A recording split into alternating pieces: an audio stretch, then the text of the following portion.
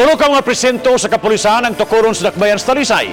Tipik gihapon kini sa hingusog nga kampanya batok sa illegal nga druga sa buong Dakbayan. Si Chona Carion sa report.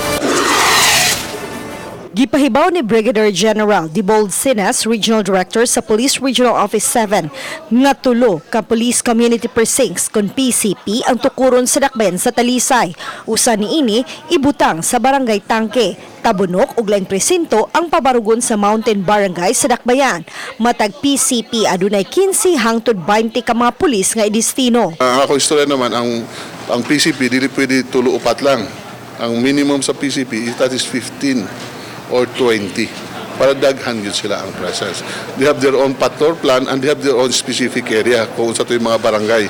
So kini mga barangayan pwede dito na mo-report, dili na dili sa main office. Hinuon mato di Sinas nga unahon nila ang Barangay Tangke. Ang Regional Mobile Force Battalion ang nagbase karon sa Tangke Barangay Hall.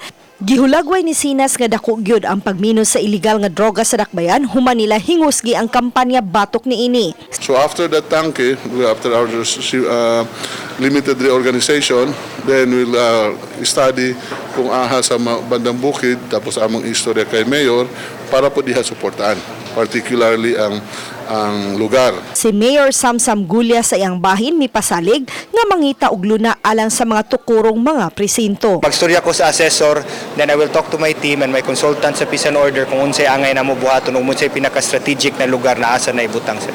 Uban ni Marlon Melgaso, Chona Carion, Balitang Bisdak.